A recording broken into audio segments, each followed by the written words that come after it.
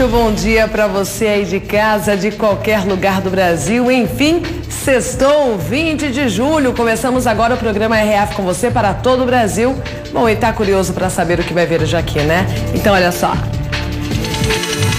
Violência sem fim. Chacinas são registradas em São Paulo e em Porto Alegre. Polícia apreende médico suspeito pela morte de paciente. Estudo revela qual veículo polui mais no trânsito de São Paulo. Pesquisadores desenvolvem espuma capaz de retirar agrotóxicos de alimentos. E fraudes em exames prejudicam mulheres com câncer. O RF com você está apenas começando. E ainda hoje no RF com você vai saber tudo sobre o consumo de bebidas embaladas, que pode representar aí, gente, um risco, viu? É que aumentou o número de golpes com o objetivo de dopar as pessoas para assaltar. É o chamado Boa Noite Cinderela. Você vai saber também como se proteger desta situação. Bom, vamos fazer a primeira pausa do RF com vocês. Já vou pedir a sua participação, né? Manda a sua foto nessa sexta-feira para o nosso WhatsApp. Tem que ser assistindo aqui o RF com você. 19971024854. Nunca esqueça de mandar o seu nome e também a cidade. De volta aí ao vivo, 20 de julho, 11 horas e 35 minutos. Daqui a pouco, previsão do tempo, as notícias do dia e a reportagem especial. Hoje vamos falar sobre um assunto muito sério, viu? Sexta-feira chegou, muitos jovens aí vão pra balada, né? Pra eventos, pra night, e tá rolando aí, na verdade sempre aconteceu, né? Mas aumentaram os casos dos golpes de Boa Noite Cinderela. A gente vai explicar tudo aqui pra você e como se prevenir disso também. Vamos para a previsão do tempo, como está o clima aí no sabadão em várias partes do Brasil. Aqui em Limeira, muito sol por aqui, viu? E dia quente, com mínima de 15 e máxima de 31 graus, hein? Em Assis, mínima 17, máxima de 32 graus. E sol também em Bauru, interior paulista, com mínima de 15, máxima de 32 graus. Agora as notícias. A polícia vai investigar uma série de crimes em São Paulo e se as ocorrências têm relação entre si. A madrugada foi marcada pela violência. O piloto e o garupa da moto foram executados em frente a esta pizzaria que estava fechada. Quando a polícia chegou, ajudou um adolescente de 17 anos que também tinha sido baleado. Ele foi levado para o hospital. A 6 minutos daqui, também no bairro Brasilândia, na zona norte de São Paulo, outras 3 pessoas foram alvo de um atirador. Foi em frente a um campo de futebol. 2 não resistiram e morreram. A polícia isolou a área para os peritos. Quem mora perto do campo diz que os tiros aqui vieram de dentro de um carro com vidros escuros. E até agora, ninguém foi preso. E uma chacina também é investigada em Porto Alegre. Os crimes aconteceram em um bairro conhecido pela insegurança. Nesta rua da zona norte de Porto Alegre, 8 pessoas foram baleadas e uma só sobreviveu. Várias ambulâncias estiveram no local. Quando as equipes médicas chegaram, já era tarde. Morreram 5 homens e 2 mulheres. Tem uma moça grávida, uma vítima, uma morta, estava grávida. Os atiradores teriam chegado em um táxi ao local da chacina. A casa onde ocorreu esse crime fica distante cerca de 300 metros de um batalhão da brigada. Esse local seria frequentado por pessoas consumidoras de drogas. O departamento de homicídios ainda não sabe quantas pessoas estavam nesta casa e conseguiram fugir quando os atiradores chegaram. A motivação do crime também precisa ser esclarecida. Esta região da cidade de Porto Alegre tem altos índices de criminalidade, de acordo com a Polícia Civil. Muita violência também no Rio de Janeiro. Pelo menos 6 tiroteios foram registrados em comunidades da zona norte da cidade em poucas horas. Os moradores, mais uma vez, ficaram no meio do fogo cruzado. A região de Vila Isabel. Mais uma madrugada de medo. Muito tiro, muito tiro. O tiroteio é entre traficantes de facções rivais no Morro dos Macacos, em Vila Isabel. A guerra é pelo domínio da comunidade. Foram horas de confronto e a segurança na região precisou ser reforçada. Foi uma noite difícil para moradores da zona norte do Rio. Em apenas 3 horas, pelo menos 6 tiroteios foram registrados em comunidades da região. Os dados são de um aplicativo que registra as denúncias de confrontos. A guerra pelo domínio do tráfico na região foi retomada horas depois que a polícia fez uma mega operação em um dos maiores conjuntos de comunidades da Zona Norte, o Complexo do Alemão. Cerca de meia tonelada de drogas foi apreendida numa casa vazia, além de armas e uma granada. Um suspeito foi baleado na ação e outros 2 acabaram presos. O objetivo principal da operação é o quê? É a gente conseguir levar tranquilidade para os moradores e para o trabalho policial naquela região. O clima de tensão no conjunto de comunidades começou no último domingo. 5 suspeitos morreram em um intenso tiroteio. A base da unidade de polícia pacificadora foi atacada 2 vezes essa semana. Um soldado ficou ferido. Bom, e de volta à capital paulista, onde uma briga de trânsito pode ter sido motivo de um assassinato. O agressor descobriu onde a vítima morava e foi até lá. As marcas de tiro ficaram no carro. Foram pelo menos 5. 2 na janela do motorista, 1 na do passageiro e um outro no vidro de trás do veículo. Wagner Ribeiro, de 44 anos, foi morto na frente de casa em Osasco, na Grande São Paulo. A irmã dele esteve no local e precisou ser amparada. O crime foi por volta de 5 horas da tarde. O helicóptero flagrou o momento em que os socorristas chegam de moto. Eles tentam reanimar o homem e constatam a morte dele. A mulher da vítima estava junto. De acordo com a PM, a vítima tinha acabado de deixar a mulher e o filho pequeno em casa e estava de saída novamente. O motorista foi surpreendido pelos tiros. Segundo a polícia, o crime pode ter ligação com uma briga de trânsito que aconteceu no começo da semana em uma outra região da cidade. O autor dos disparos teria conseguido o endereço da vítima por meio da placa do carro. O criminoso fugiu, mas os policiais não disseram como. Os peritos recolheram um pedaço de madeira parecido com um taco de beisebol do carro da vítima. De acordo com o vizinho, Wagner já havia discutido algumas vezes com motoristas que estacionavam na frente da garagem da casa dele. Bom, e um médico suspeito pela morte de uma paciente foi preso em um escritório de advocacia no Rio de Janeiro. Ele falou com a imprensa sobre o caso. Denis Furtado e a mãe, Maria de Fátima, passaram toda a madrugada prestando depoimento.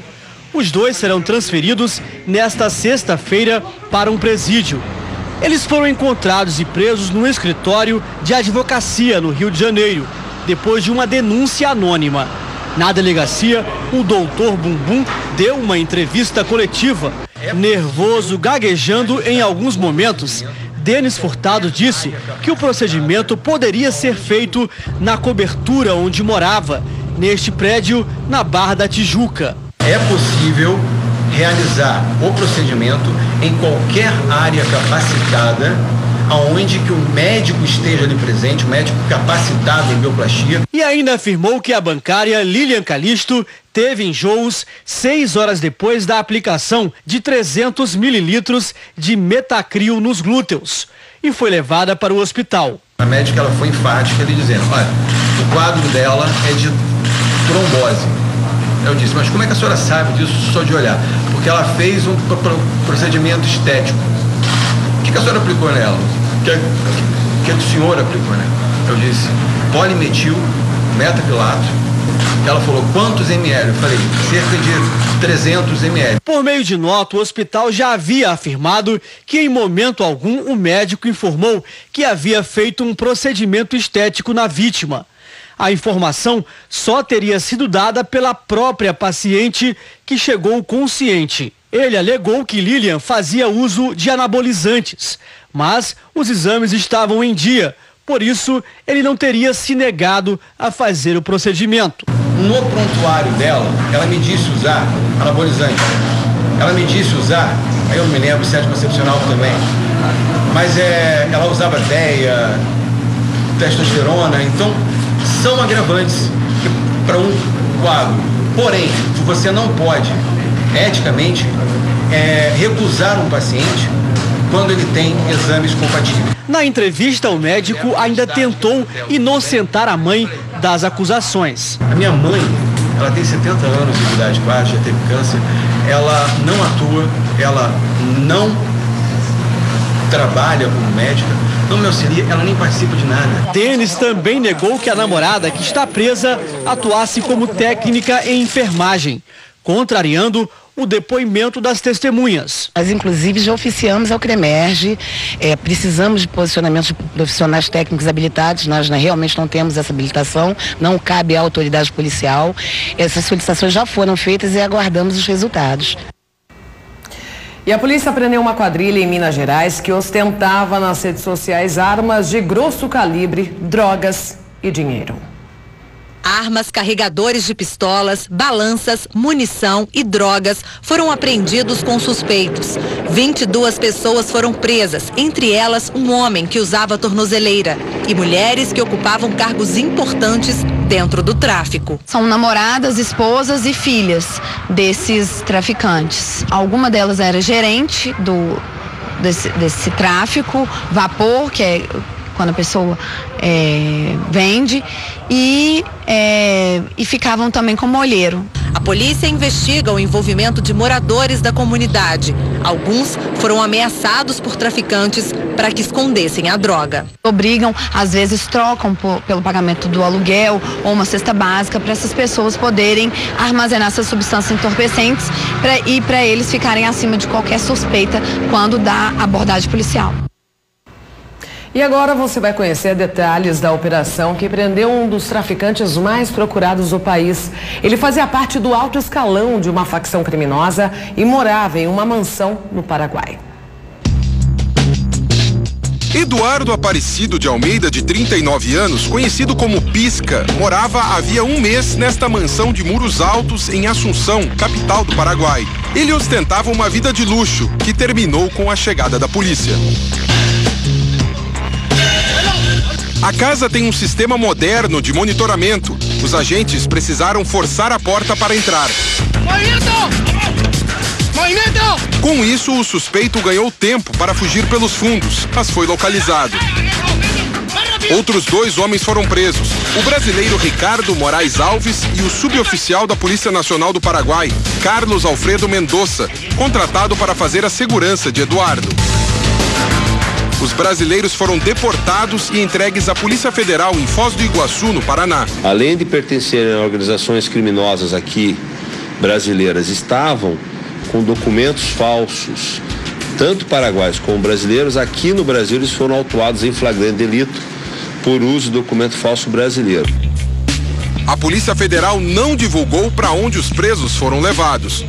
Pelo nível de periculosidade, por já ser um foragido da justiça e por ter se escondido no Paraguai, a gente espera essa inclusão no sistema penitenciário federal em uma das 4 unidades prisionais do governo federal. Eduardo é apontado como um dos 3 principais chefes da facção paulista que age nos presídios brasileiros. Tem 6 mandados de prisão no Brasil. É foragido de uma penitenciária de São Paulo e acusado de tráfico de drogas, homicídio e sequestro. Em 2006, ele tentou sequestrar a mãe do lateral esquerdo, Kleber. Os policiais disseram que Eduardo trabalhava como responsável pela coordenação do tráfico entre o Paraguai e a Bolívia, país onde a droga é produzida. A coca é cultivada na província de Chapare e transformada em pasta base de cocaína. Como a fronteira da Bolívia com o Brasil tem muita mata, rios e poucas estradas, a opção dos traficantes é transportar para o Paraguai via terrestre. De lá, os integrantes da facção criminosa mandam a droga para o Brasil, também em caminhões, via Ponta Porã, onde a fronteira é seca, ou Foz do Iguaçu, cruzando o rio Iguaçu. Depois de chegar ao país, a droga vai para entrepostos da facção. Esses locais são conhecidos como padarias. É onde é feita a mistura final da cocaína, antes da distribuição para os pontos de venda. Jorge Rafat era considerado o rei da cocaína no Paraguai e foi fuzilado numa emboscada cinematográfica. Ele levou 16 tiros de metralhadora .50 em Pedro Juan Cabaleiro, na fronteira com a cidade de Ponta Porã, no Brasil. O crime foi em junho de 2016. Os criminosos também usaram uma arma de guerra que perfura blindagens e derruba aviões. Para os investigadores, a morte de Jorge Rafat é um indício de que o ataque foi orquestrado para acabar com o império que ele teria construído. A partir do assassinato, a facção criminosa brasileira expandiu a atuação e passou a dominar o tráfico de drogas e armas no país vizinho. Um ano depois, a facção foi responsável pelo maior roubo da história do Paraguai. Uma transportadora de valores foi invadida por 50 assaltantes fortemente armados. A ação durou 3 horas. A quadrilha roubou 11 milhões e 800 mil dólares, cerca de 45 milhões de reais. Em agosto do ano passado, 6 suspeitos de participar desse grande assalto foram presos e deportados. Segundo a Polícia Federal, todos fazem parte de uma quadrilha ligada a facções criminosas brasileiras.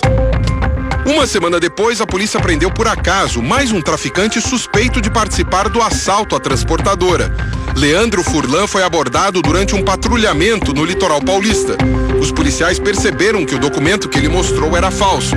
O suspeito confessou a verdadeira identidade e admitiu que era procurado pela justiça. Leandro também é investigado por participar do assassinato do traficante Jorge Rafat. Por ações ousadas como esse assassinato e o mega assalto, o Ministério Público de São Paulo já considera a facção criminosa brasileira a que mais cresce no mundo. Ela já possui braços em outros países da América do Sul. Para quem estuda a organização, é questão de tempo para que também passe a dominar o crime organizado em países como Uruguai, Argentina e Chile. Lugares onde não existem facções criminosas desse porte para rivalizar e onde o mercado de venda de drogas tem potencial de crescimento. E um policial civil foi baleado após reagir a um assalto. Ele conseguiu ir até um posto de saúde e conseguiu também um atendimento. As câmeras de segurança flagraram tudo. De férias, o policial já tinha descido do carro quando o criminoso chega de moto. No curto caminho ao mercado, o assaltante encosta, desce e já anuncia o assalto. O policial reage e o criminoso corre atirando para trás, abandona a moto. Outra câmera mostra o ladrão correndo.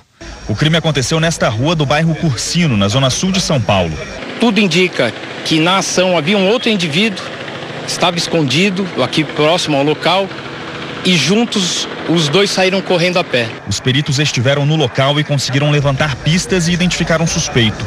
É que a moto não é roubada e foi abandonada no local com a placa levantada. Seu proprietário, o nome de quem está o registro no Detran, ele já foi investigado e a partir dele certamente vamos chegar no criminoso. Nesta quarta-feira, um investigador da Polícia Civil também foi baleado em uma tentativa de assalto.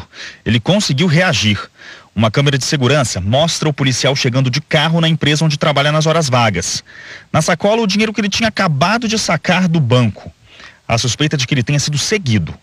Outra câmera mostra um dos criminosos, este de branco, na porta, tentando render os funcionários. Ele sai apressado. Ao mesmo tempo, o comparsa para de moto na frente do local. A placa está coberta. O policial e outros 3 colegas saem da empresa atirando e o criminoso reage. Um susto para quem passava pela rua que fica na Moca, na zona leste de São Paulo. O investigador Marcelo Monteiro, de 34 anos, foi baleado no ombro. Gerando polêmica fica nesta avenida, a Luiz Pântano, em Limeira. Testes foram feitos no equipamento e comprovaram as infrações de trânsito. O problema é que as multas vieram com erro de impressão. O erro passou despercebido por muita gente e está no sentido em que a multa foi aplicada. Na foto, o carro segue sentido bairro, mas a multa destaca que a infração foi cometida no radar que está na avenida sentido centro. Segundo o vereador que fez a denúncia, esse já é um problema antigo. Em dezembro, houve uma avalanche de multas ali na Luiz Pântano, o que houve um questionamento da população. Vieram até a Comissão de Obras e Transporte, nós solicitamos junto à Secretaria o cancelamento destas multas de dezembro a fevereiro. A Prefeitura atendeu a nossa solicitação, essas multas foram canceladas. Mas após esse período, também a associação identificou novas multas com erros formais, de setembro a novembro de 2017. Novamente, nós solicitamos à Prefeitura o cancelamento dessas multas. Mas a Prefeitura alega que por essas multas já estarem sido consolidadas, registradas, a Prefeitura não consegue fazer o cancelamento delas em bloco, num total, como foi feito de dezembro a fevereiro. Então, essas multas terão que ser recorridas individualmente. Após esse período, houve uma nova denúncia a esse vereador que um morador que recebeu uma multa em abril de 2017, ele agora em março, após toda esta polêmica de erro formal, ele foi até a prefeitura, registrou um pedido para que pudesse ser revisado e foi deferido a ele o cancelamento da multa aplicada em abril de 2017, pelo fato de constar também nesta multa erro formal. E foi a partir desse último caso que o vereador fez o levantamento das multas de janeiro a agosto de 2017 e confirmou que outras 2.297 multas estão com o mesmo erro formal.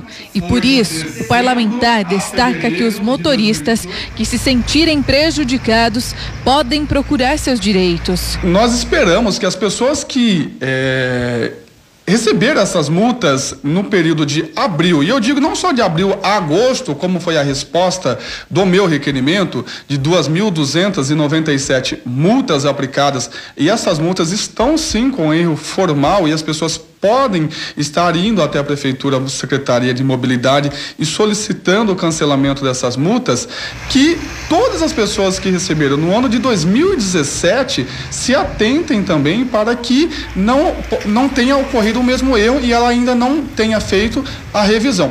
Porque eu acredito, se de janeiro a agosto 2.297 estão com erro formal, é impossível que de setembro a novembro não tenha havido esse mesmo erro. Então eu acredito que todas as multas nesse mesmo ponto de radar, seja sentido bairro-centro ou centro-bairro, elas estão com erro formal e as pessoas podem sim pedir a revisão dessas multas. Além disso, a Associação de Moradores do Bairro está atendendo no período da noite motoristas que receberam a infração neste centro comunitário. Bom, em nota, a Secretaria de Mobilidade Urbana informou que os motoristas que receberam as multas com falha formal podem entrar com recurso. Se constatado o erro, elas serão canceladas. Quem já realizou o pagamento da multa pode pedir ressarcimento. E aumentou no Brasil o número de casos de morte por gripe. A taxa de vacinação durante a campanha ficou abaixo do esperado. Nivaldo tinha 43 anos, era árbitro de futebol, atleta e professor de educação física. Segundo o irmão, durante uma corrida, ele passou mal. Sentiu uma dor forte no peito e falta de ar. Uma dor muito forte no peito, tanto que ele foi atendido de imediato, que o médico pensava que era coração, né? Aí foi que ele constatou que não, que era H1N1. O árbitro chegou a ser socorrido, foi internado na UTI, mas não resistiu e morreu. Entre os estados que registraram o maior número de casos este ano estão São Paulo, Paraná, Goiás, Ceará. Segundo o Ministério da Saúde, a campanha para combater a gripe começou em abril e conseguiu atingir 90% do público-alvo, o que representa mais de 51 milhões de brasileiros vacinados. A imunização em gestantes e crianças entre 6 meses e 5 anos ainda está com a cobertura abaixo do esperado. Os estados com as taxas mais baixas de vacinação contra a gripe são Roraima, com 67,1%, Rio de Janeiro, com 77,9% e o Acre, com 79,1%. Em todo o país foram distribuídas 60 milhões de doses. A vacinação continua até quando as cidades tiverem estoques disponíveis. Agora, olha esse absurdo. O Ministério Público do Rio Grande do Sul irá investigar supostas fraudes em exames de Papa Nicolau em Pelotas, no Rio Grande do Sul. Muitas pacientes tinham câncer, mas o exame dava negativo.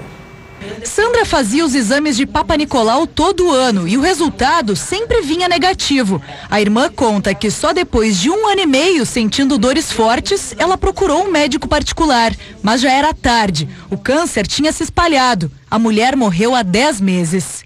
Como o médico não localizava nada nos exames, a gente não podia dizer que o médico estava errado. Assim como a irmã de Gisele, milhares de mulheres faziam os exames nesta unidade básica de saúde de Pelotas, no interior do Rio Grande do Sul. Os testes eram encaminhados a um laboratório contratado para fazer as análises. Médicos e enfermeiros da UBS notaram que entre os anos de 2014 e 2017, nenhum resultado deu positivo para lesões no útero das pacientes, ao contrário do que aconteceu nos anos anteriores. Por causa da suspeita de fraude, a coleta de material para detectar o câncer de colo de útero foi suspensa em 8 cidades da região. Depois da suspeita de irregularidades, a secretária de Saúde de Pelotas foi afastada do cargo. Uma comissão parlamentar de inquérito foi aberta na Câmara de Vereadores para investigar o caso. O Ministério Público e a Polícia Federal também estão ajudando nas investigações. Que absurdo. E a região de Campinas está há 3 meses sem chuva significativa. Os principais rios responsáveis pelo abastecimento tiveram queda no volume de água, como você vai ver agora na reportagem de Vinícius Boer. Pelo site da Sabesp, dá para acompanhar diariamente a situação dos principais rios do estado de São Paulo. Hoje, por exemplo, o volume do sistema Cantareira era de 41%. Há um ano, o índice era de 64%. A falta de chuvas significativas nos últimos 3 meses reduziu 10% da quantidade de água do sistema. Os principais rios da nossa região, o Piracicaba, o Capivari e o Jundiaí, já sentem os reflexos da estiagem. Segundo o consórcio PCJ, a vazão está 50% abaixo da média histórica. É como se praticamente o volume estivesse na metade. Os índices lembram a situação vivida em 2014, quando o estado de São Paulo registrou a pior crise hídrica do século. Para o coordenador de projetos do PCJ, não há motivos de pânico, e sim de atenção. Estamos hoje num estado que eu chamaria de atenção. O que significa isso? Nós estamos percebendo que o trimestre maio, junho e julho está com uma quantidade de chuvas muito baixa, próximas do que aconteceu no ano de 2014. Os rios estão com vazões bastante baixas e isso traz um estado de atenção, uma expectativa de que possa ocorrer chuvas nos próximos meses, porém, como o sistema Cantareira, que abastece boa parte da região das bacias PCJ, tem uma reserva de água ainda dentro do padrão normal, nós estamos, desta forma, orientando nossos associados, nossos consorciados, a que tomem precauções para uma eventual estiagem mais prolongada. Contudo, não temos ainda nenhuma notícia, nenhuma informação dos municípios da nossa região que estejam sofrendo falta de água nas suas captações. Então, por enquanto, nós estamos trabalhando dentro da normalidade. A expectativa é que os próximos meses tragam chuvas capazes de manter o volume de água das bacias. Independente disso, evitar o desperdício de água é fundamental em qualquer época do ano. As pessoas interiorizem o consumo consciente e sustentável da água. A água é um bem finito. Nós temos água em quantidade restrita na nossa bacia. Aqui na região sudeste, nós temos uma disponibilidade hídrica baixa, principalmente nas bacias PCJ. A disponibilidade hídrica nossa é muito pequena, é abaixo do mínimo considerado normal. Então a nossa disponibilidade é pouca, as pessoas têm que fazer um consumo sustentável, sempre preocupado com uma possível falta de água em um determinado período do ano.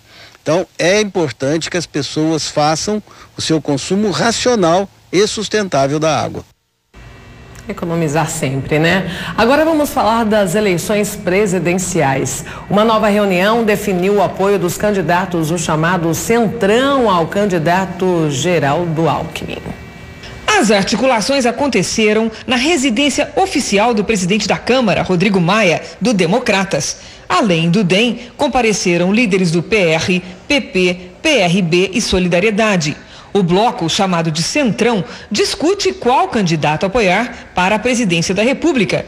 Juntos, os partidos somam 164 deputados e têm o que todos os candidatos desejam: tempo na propaganda eleitoral. De Brasília, os líderes do Centrão, inclusive Rodrigo Maia, voaram para São Paulo para uma reunião com Geraldo Alckmin.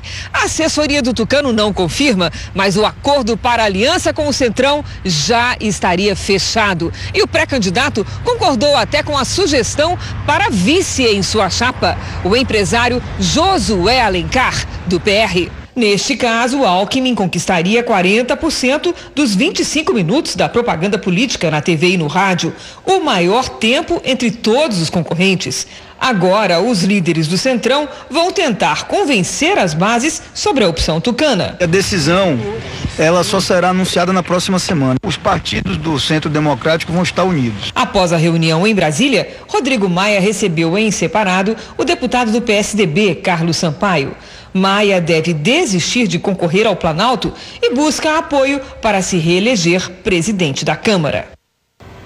Bom, vamos falar de saúde agora. Um novo estudo desenvolveu aí uma espécie de espuma capaz de retirar agrotóxicos de alimentos. Na casa de Ellie, o consumo de frutas, legumes e verduras é grande. Prato cheio. Aqui na minha casa eu faço sacolão toda semana porque meus meninos gostam muito de fruta, verduras e legumes. E por isso mesmo a limpeza dos alimentos é redobrada. Eu lavo bem lavadinho, deixo de molho no vinagre, depois de 30 minutos eu tiro, só escorro e já coloco na bandeja para servir. A preocupação de Ellen faz sentido. Uma pesquisa feita pela Agência Nacional de Vigilância Sanitária apontou que 1/3 dos alimentos consumidos no dia a dia pelos brasileiros está contaminado por agrotóxicos. Uma pesquisa feita pela Universidade Federal de Minas Gerais desenvolveu um material que pode remover pesticidas da água e dos alimentos. É esta espuma sustentável de poliuretano que tem como base o óleo de mamona e resíduo da indústria petroquímica. Foram 2 anos de estudo. Já é possível ter uma ideia sobre a eficiência do material. Um pedacinho da espuma foi colocado à prova nesta água contaminada e absorveu completamente o produto. Essa espuma desenvolvida, ela consegue remover o pesticida do alimento sem alterar as propriedades dos alimentos. Ele fica extremamente saudável, né? Ele continua com todas as suas propriedades e eu consigo então remover apenas o produto, só os contaminantes. Os pesquisadores agora querem criar uma forma dessa espuma ser transformada em um plástico que possa ser usado pela dona de casa. Quando uma fruta, por exemplo, uma maçã, é envolvida nesse filme polimérico, ele vai ser capaz de detectar que existe o pesticida e, além de detectar, será possível remover esse pesticida do alimento. E um estudo realizado pela Universidade de São Paulo revelou qual veículo é o responsável pela maior parte da poluição no ar na capital paulista. O resultado chamou a atenção até de publicações internacionais.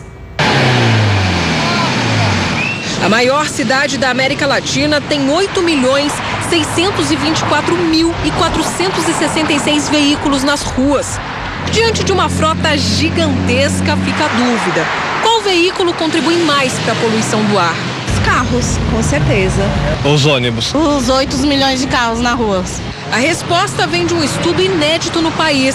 Metade da poluição é causada por ônibus e caminhões movidos a diesel, apesar deles representarem só 5% da frota total da cidade de São Paulo. Os veículos são responsáveis por 62% do nível de material particulado em São Paulo. Essa, como única fonte, é um nível extremamente elevado. Então, destes 62%, para nossa surpresa, 50% vem dos 5% dos ônibus que circulam na cidade. Os cientistas mediram a quantidade de etanol na atmosfera.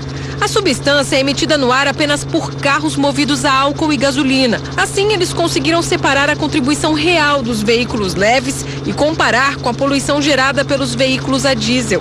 De acordo com os pesquisadores, a cada respirada, 30 mil partículas por centímetro cúbico de ar são absorvidas.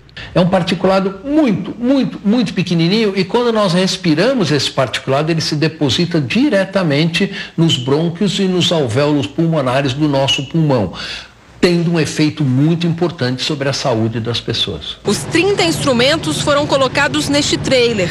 A ideia é que a pesquisa seja repetida em várias cidades. E ele é bem interessante porque ele consegue medir gases, por exemplo, ozônio, nitrogênio, SO2, que eles são gases traços que ajudam a dizer como é que está o funcionamento da atmosfera, se está realmente poluído. O estudo coletou dados durante toda a primavera de 2014. Eles escolheram a estação por não ser muito chuvosa nem tão seca. A pesquisa acaba de ser publicada em uma das revistas científicas mais renomadas do mundo. Nós precisamos continuar incentivando ciclovias, continuar incentivando corredores de ônibus de qualidade para a população. Os cientistas dizem que se fossem colocados filtros nos escapamentos dos quase 14.500 ônibus da cidade de São Paulo, a poluição reduziria em 40%. A prefeitura fala que 60% da frota já foi adaptada.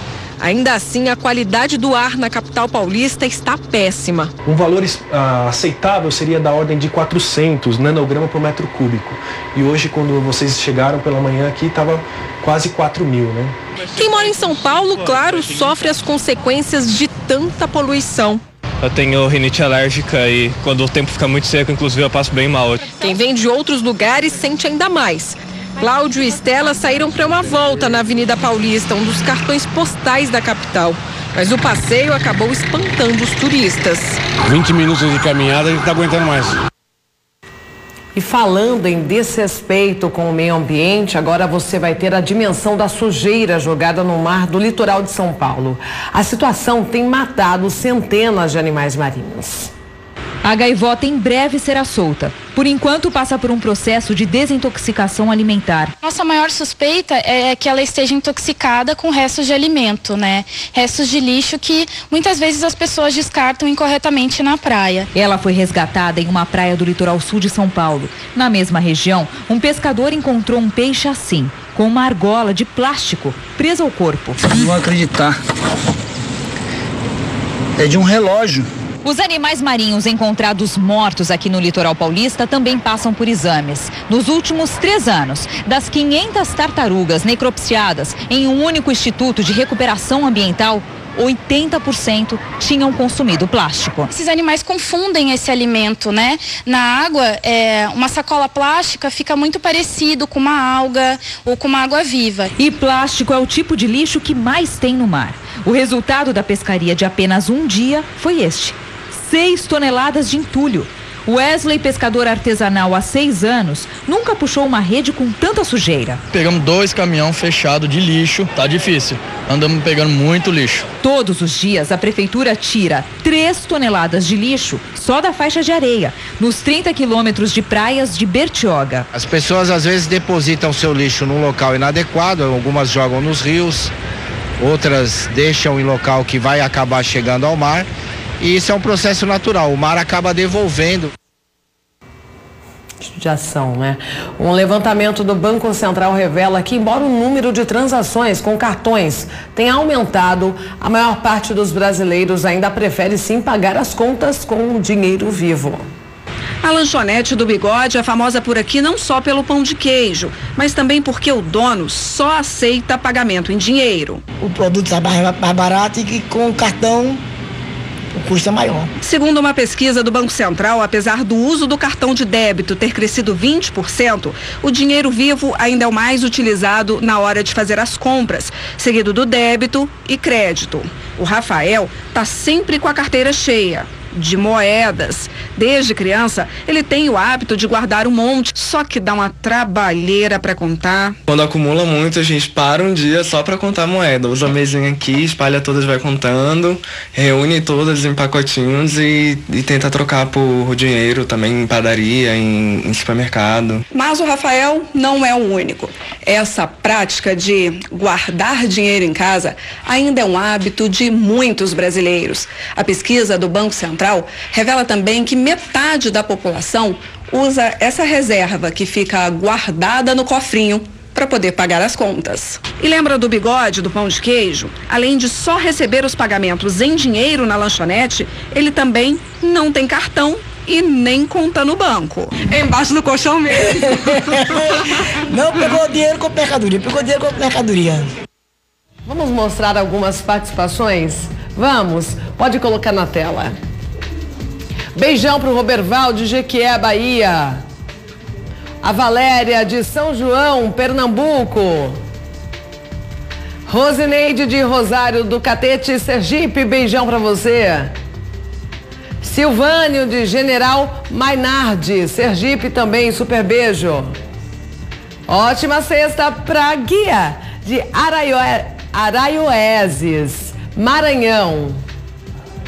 Adail e Emanuel José de Freitas, Piauí. Essas foram as primeiras participações. Pode mandar sua selfie também. Eu falei uma cidade errada aqui, depois eu arrumo no final do programa, viu? 1997-102-48. Agora você vai conhecer os riscos do uso de bebidas e de como esse consumo pode ser a porta de entrada para se tornar vítima de um golpe, como Boa Noite Cinderela. Além dos flagrantes, você vai ver os principais cuidados para evitar essa situação. O ambiente é animado, um bar ou uma balada. Você se diverte consumindo uma bebida. Deixa o copo de lado por alguns instantes e quando se dá conta, está com muito sono, com a vista embaçada e obediente a qualquer ordem recebida, mesmo de estranhos. De repente, apaga.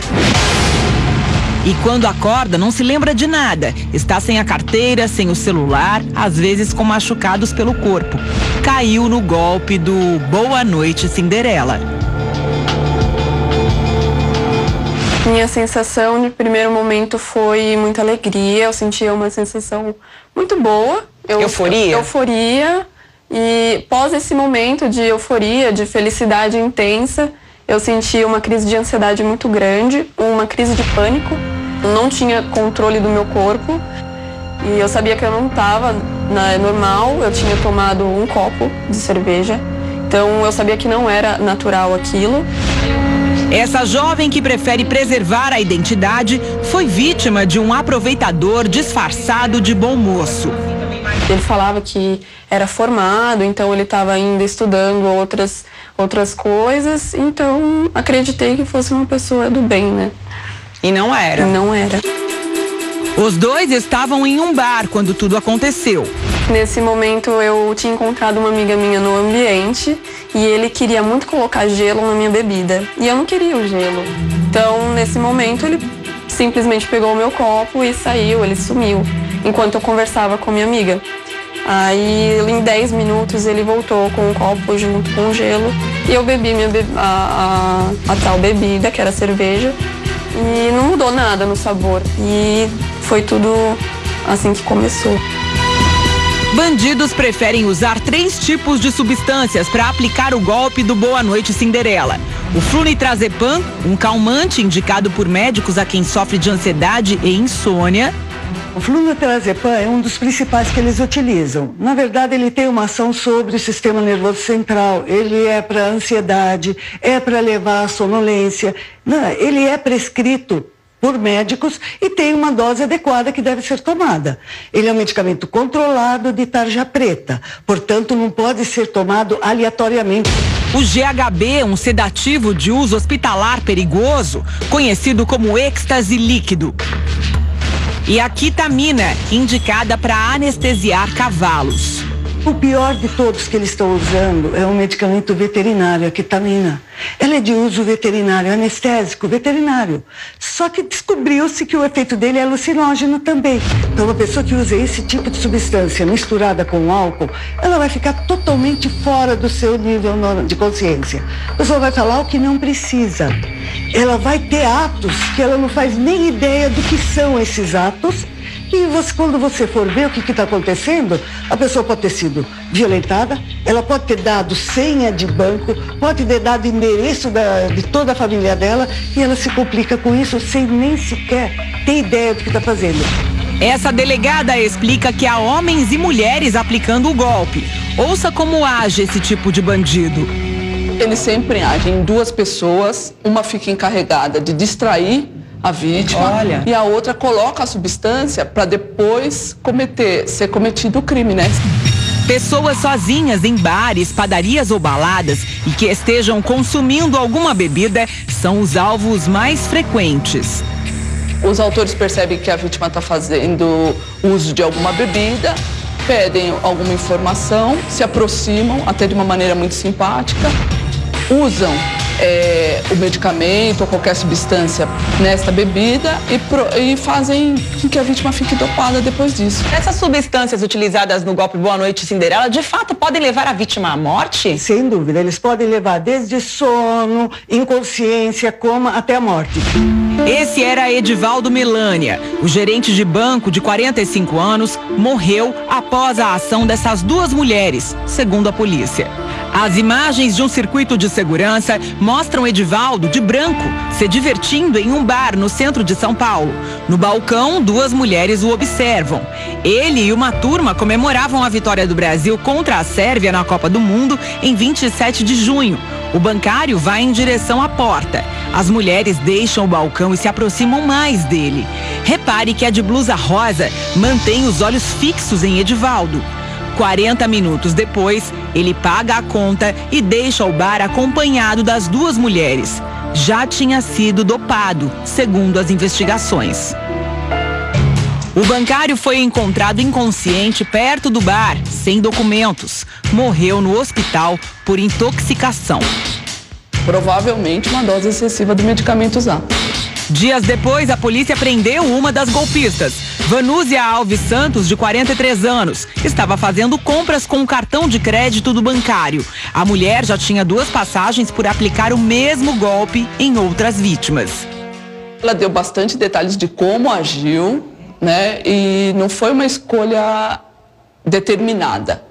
Elas o escolheram porque ele estava bem trajado, num bar público. Agora a polícia procura a Francisca Janice de Freitas, de 51 anos. Ela seria a mulher que aparece nas imagens, saindo do bar com a comparsa, que está presa, e com a vítima.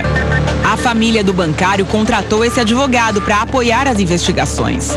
A família tinha uma imagem dele de um cidadão, né, de bem, de trabalhador, honesto, cumpridor das suas obrigações, e não aceitava esse tipo de morte que estavam imaginando. E a polícia fez um trabalho muito excelente e com certeza está descobrindo, inclusive já prendeu uma pessoa que confirmou que realmente ele foi dopado. De acordo com a Secretaria de Segurança Pública do Estado de São Paulo, 9 em cada 10 vítimas do golpe Boa Noite Cinderela são homens. Eles são escolhidos como alvos para roubos de pertences, senhas bancárias e cartões de crédito. Já quando as mulheres são dopadas, geralmente sofrem abuso sexual. Quando aconteceu com uma amiga minha, eu decidi que eu precisava fazer alguma coisa a respeito disso. Então eu queria achar uma maneira de evitar que esse golpe acontecesse. A estudante gaúcha Isabela dos Reis acaba de inventar aos 18 anos um detector do golpe Boa Noite Cinderela. É uma pulseira especial. Basta jogar o líquido dentro desse pequeno recipiente que muda de cor se a bebida estiver com droga. Essa pulseira, ela foi impressa em impressora 3D e ela custou muito barato, menos de R$2. Então é um produto acessível e ela é um container que é dividido em 2. Em uma das partes contém um pouco do reagente químico e em outra parte não contém nada. Então o que a vítima tem que fazer é pingar um pouco da sua bebida nessa pulseira. Se uma das partes mudar de cor, significa que a bebida foi adulterada e ela não pode ser consumida. Embora seja um protótipo ainda, a iniciativa é bem-vinda. Até homens podem se precaver. Os homens são mais desligados mesmo. Quer ficar curtindo assim, não presta muita atenção. Até mesmo você ficar dançando com o copo assim, não presta atenção, vem alguém, é muito mais fácil de colocar. Às vezes deixa também o copo na mesa, aí vai conversar, tem que tomar cuidado realmente. As meninas parecem mais desconfiadas de que o perigo ronda os copos de bebida em qualquer local público. Eu tava segurando um copo e tinha um canudo.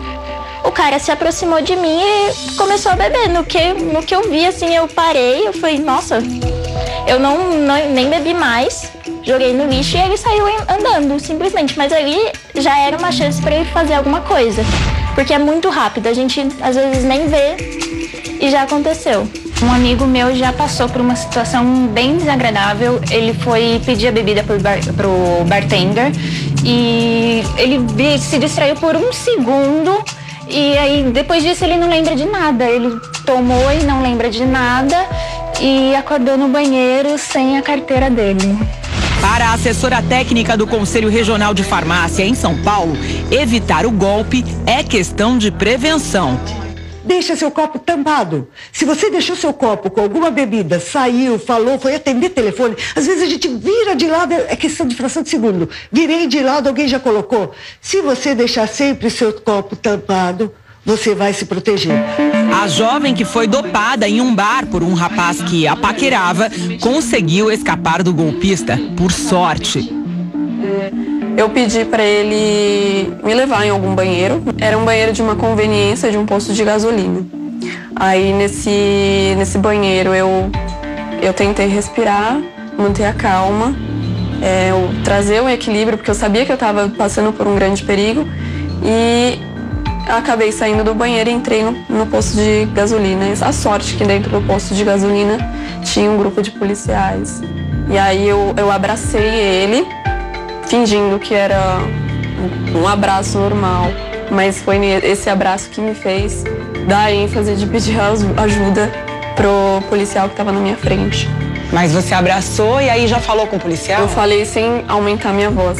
Então o policial já percebeu a minha reação de espanto.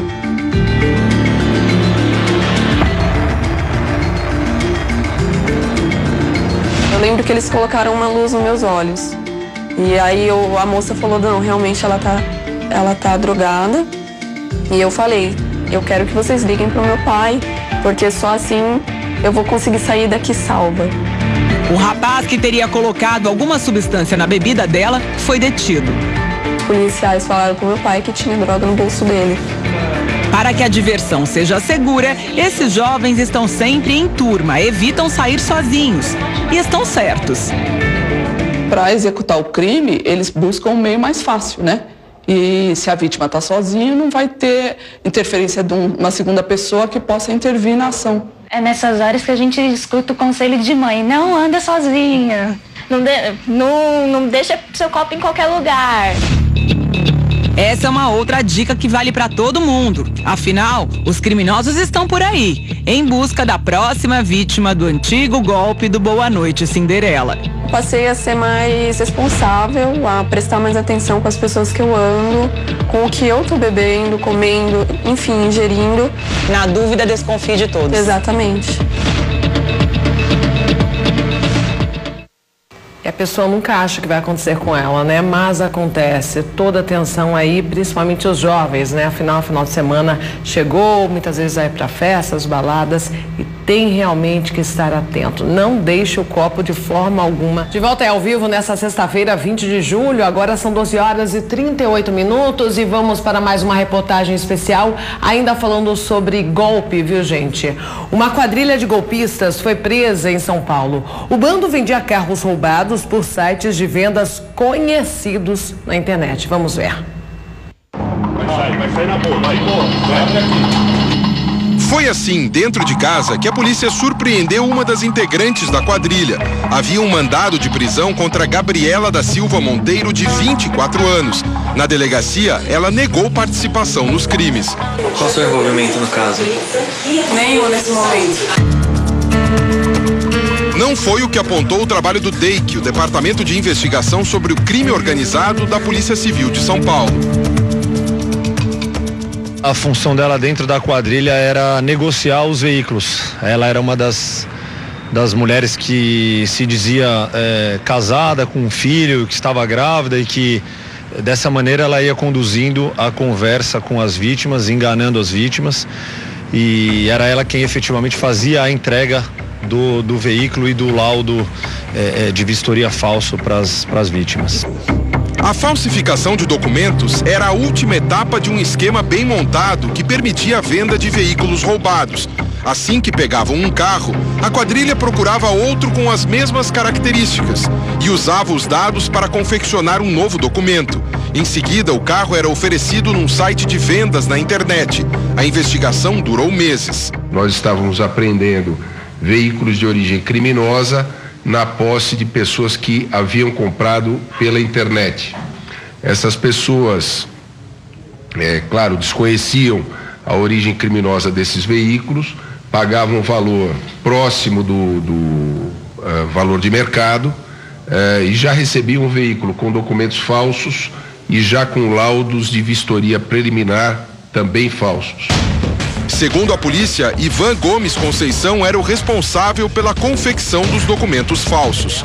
Ele já informalmente confessou a nós o esquema, como se dá o esquema, através da indicação das placas, nome das pessoas que eles têm que inserir em documentos que são verdadeiros, porém as informações contidas neles são falsas. A polícia prendeu mais 5 integrantes da quadrilha. Cada um tinha uma função específica no esquema, desde o roubo até a entrega dos carros. Cerca de 300 vítimas foram lesadas. Nós temos um relatório que foi nos enviado de que essa quadrilha movimentou nos últimos anos cerca de 39 milhões de reais. Esse dinheiro não só proveniente da movimentação de carros, mas também de bens que foi adquirido pela quadrilha. Pela nossa informação, eles vendem por semana, em média, entre 2 e 4 veículos. Uma delas é esta mulher que não quer mostrar o rosto. Desconfiada com a falta de manual e chaves reservas, ela refez o laudo entregue pelos criminosos, como conta o repórter Fábio Menegatti. Na hora eu já recebi a notícia que esse carro era clonado, a placa era clonada, e que o carro havia sido roubado menos de 10 dias antes. Todos os documentos eram falsificados. Foi Gabriela quem entregou esse carro a ela em maio do ano passado. Eu estava empolgada pela compra, né? E também não tinha experiência, era a compra do meu primeiro carro. Aparentemente estava tudo certo. A vítima contabilizou R$46 mil de prejuízo. A esperança é de que ela pague pelo crime que ela cometeu. Não só ela, como todos os outros que estão envolvidos, né? Que falsificam documentação, que falsificam laudos. E que seja feita justiça. A Polícia Civil dá como dica que quem for adquirir um veículo pela internet, que não aceite o laudo de vistoria já pronto, que realize pessoalmente, que leve para uma empresa credenciada do Detran, que faça esse laudo de vistoria pessoalmente. Com certeza pode demandar um pouco de tempo, mas o prejuízo é muito menor e há a certeza de que você está adquirindo um veículo bom. Outro golpe parecido já tinha sido descoberto em Santo André, no ABC Paulista, só que para revenda de motos pela internet. Nos anúncios, os criminosos se passavam por funcionários de grandes montadoras e anunciavam os veículos por preços bem abaixo dos de mercado. 3 homens foram presos. Nesse vídeo, um deles assume o golpe. Eu me passo como se fosse uma pessoa que trabalhasse no faturamento da fábrica. E peço a documentação para estar gerando aqui a ordem de fatura e envio para eles. Outros produtos também servem para aplicar golpes nos sites de compra e venda pela internet. Neste caso, uma televisão foi anunciada por um preço atrativo, só que na hora de entregar o dinheiro era uma emboscada. A vítima foi um policial militar que reagiu, matou um dos ladrões, mas foi baleado e morto pelos outros criminosos. Além do dinheiro, a arma dele foi levada. Para a pessoa que se propõe a vender um bem pela internet, o perigo não se limita a entregar o produto e ficar sem o dinheiro. É correr o risco de atrair criminosos para dentro de casa e ser vítima de um assalto. É que os ladrões se passaram por compradores de um videogame para roubar uma casa. Essas imagens mostram um momento em que o criminoso chega com outro homem, que é um comparsa. Os 2 homens estavam armados com uma faca e uma arma de fogo artesanal. A dupla fugiu com pertences, dinheiro e celulares. Em São Bernardo do Campo, no ABC Paulista, a quadrilha escolhia o carro oferecido na internet e depositava um cheque sem fundos. A vítima via o depósito na conta, mas não conferia se o valor era compensado. Com isso, entregava o carro. Um vendedor desconfiou do grupo e chamou a polícia. Disse que só iria liberar quando o cheque fosse compensado. Eles tentaram ainda argumentar que era cheque de empresa, enfim, mas eu não liberei o carro. Eu fui resistente a isso e eles foram embora. No caso da Vilma, o estelionatário conseguiu dar o golpe e escapar sem deixar pistas. Ela anunciou um notebook por R$ 1.700 num site de compra e venda pela internet, mas não imaginava que cairia nas mãos de um golpista. Ele falou assim, olha, eu me interessei pelo notebook e eu vou fazer uma transferência online e vou mandar alguém pegar. Aí eu olhei na conta, estava na conta, bloqueada. Falei, daqui para amanhã já libera pra gente, né? No outro dia, a surpresa. Eu olhei na conta, já não tinha mais nem rastro de dinheiro. Ele fez depósito bancário no envelope, mas ele fraudou o comprovante e mandou pra gente. O dinheiro seria usado para um tratamento de saúde. O povo pouco se importa com o que está acontecendo com você, não importa. Se você está doente, se você não está, se você vai precisar do dinheiro, para que você vai precisar do dinheiro? Eles querem roubar e acabou. Como pode, né? Bom, daqui a pouco mais notícias aqui no RF com você. Se você mandou sua foto, fique de olho também, vou mostrar, ok? Agora um outro recado, não é medicamento. Final de semana chegou mais uma vez e tem várias opções de shows para você curtir. Hoje em Andradas, Minas Gerais, tem o show de Jota Quest. A banda vai apresentar os grandes sucessos da carreira na tradicional festa do vinho da cidade. Se você é dessa região, não pode perder. Os sucessos de Alexandre Pires. O cantor, que é conhecido internacionalmente, promete fazer mais um grande show no Olaria Atlético Clube. Conhecida como a festa mais bonita de Limeira, acontece neste sábado na Fazenda Quilombo, em Limeira, a La Musique Sunset. A festa, realizada numa fazenda centenária, traz os DJs mais conhecidos da atualidade. Dash Dot é a atração mais esperada desta Sunset, que começa às 16 horas.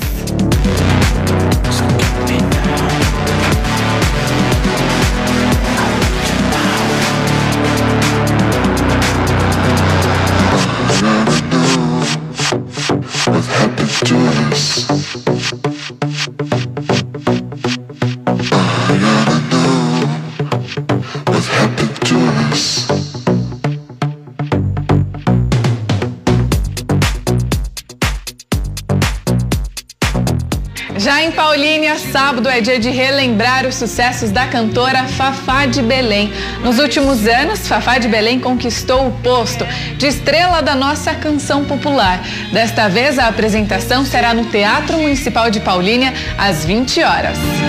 Sertanejo no sábado, para fechar o final de semana. Sair dançando aqui na Agenda Cultural, né? Bom, e nesse final de semana tem estreia de espetáculo no Teatro do Shopping Iguatemi Campinas. E vejam aí quem mandou um recado pra gente. Oi, pessoal da Rede Família. Estou aqui em Campinas estreando meu espetáculo Entusiasmo. Espetáculo que a gente fez com muito carinho, com muito amor para vocês. Então vem para cá, pro teatro. A gente estreia dia 21 às 9h30 aqui no Teatro Iguatemi. No dia 22 às 7 horas, tá bom? É uma comemoração musical dos meus 25 anos de carreira. Só tem sentido com você aqui. Beijo. Valeu. E os ingressos já estão à venda na bilheteria do teatro e na internet no site Ingresso Rápido. Vamos então para algumas participações. Não sei se dá tempo de mostrar todas, mas vamos lá. Beijão pro Marcelo e Christopher de Indaiatuba, interior de São Paulo. Beijão para vocês. O José de Angatuba, também interior de São Paulo. Super beijo. Ótimo final de semana pro Edu de Simões Filho, Bahia. A Marielle, olha, de Brasília, de Minas, me achará, Minas Gerais, beijão. Wesley de Cipó, Bahia. José de Brasilândia, Mato Grosso do Sul. Maria Luísa de Almenara, Minas Gerais. Rizomar de São Félix do Xingu, Pará, super beijo. Ótimo final de semana para Giovana e Camille, suas lindas de Almenara também, Minas Gerais. Não dá mais tempo, a gente tem que encerrar. Final de semana chegou, muita paz, luz e ó, juízo também, hein? Super beijo, eu volto na segunda, se Deus quiser.